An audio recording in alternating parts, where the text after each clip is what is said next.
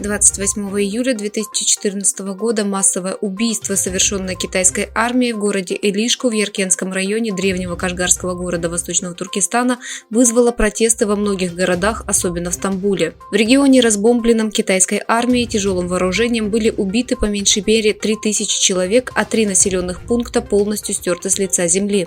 Руководитель культурно-информационного центра Восточного Туркестана Абдуль-Желиль Каркаш напомнил, что систематические рейды Китая в Восточном Туркестане обернулись геноцидом. Подчеркнув, что трагедия в Элишку не была ни первым, ни последним преступлением, совершенным Китаем в Восточном Туркестане, Каракаш сказал: «Убийца-оккупант Китай сделал государственной политикой убийство и уничтожение народа Восточного Туркестана, который он не может китаизировать и ассимилировать пропагандой и давлением. В дополнение к репрессиям, ограничениям и пропаганде с этой даты началась постоянная слежка и обыски в домах. Мы все и каждый сознательный человек несем ответственность за то, чтобы, сохранив память о нас, объявить мировому общественному мнению об угнетении, которому подвергается народ Восточного Туркестана, и добиться справедливости.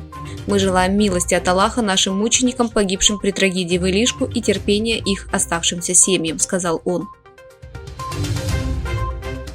На арабском языке вышла книга исполнительного директора Центра уйгурских исследований Абдулхакима Идриса «Опасность Востока. Китайский колониализм исламского мира и геноцид уйгурского мира». Книга была впервые опубликована в декабре 2020 года на английском языке под названием «Угроза» и на турецком языке под названием «Кызыл-Кыамет». В книге исследуется геноцид и война против ислама, начатая Китаем, чтобы устранить первое препятствие на пути колониального плана в Восточном Туркестане.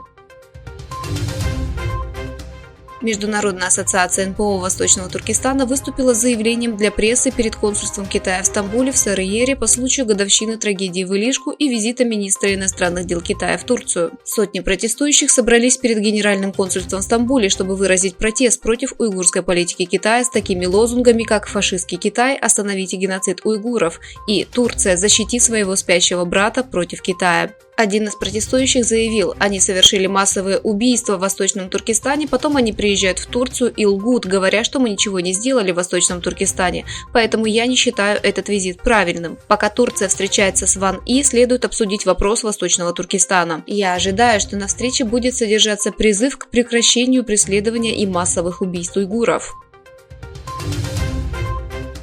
Член Политбюро ЦК Коммунистической партии Китая, директор Центральной комиссии по иностранным делам, министр иностранных дел Ван И вчера посетил Турцию. После приема Эрдоганом министр Ван И провел межделегированную встречу с министром иностранных дел Хаканом Фиданом. Согласно информации, полученной из дипломатических источников, положение уйгурских турок обсуждалось в частности во время встреч, и озабоченность Турции этим вопросом была передана другой стороне. Переговоры также предусматривают более эффективное использование механизмов диалога и консультаций. Акцент также был сделан на гармонизации инициатив «Один пояс, один путь» и «Средний коридор» и сотрудничество в других областях.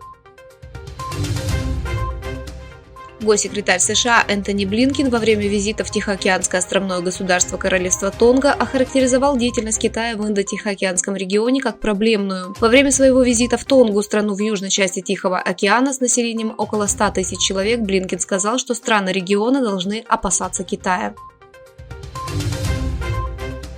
Северокорейский лидер Ким Чен Ын обсудил вопросы безопасности с министром обороны России Сергеем Шойгу, который посетил столицу Пхеньян в рамках празднования 70-летия Пханмунджомского соглашения о перемирии, положившего конец конфликту в Корейской войне.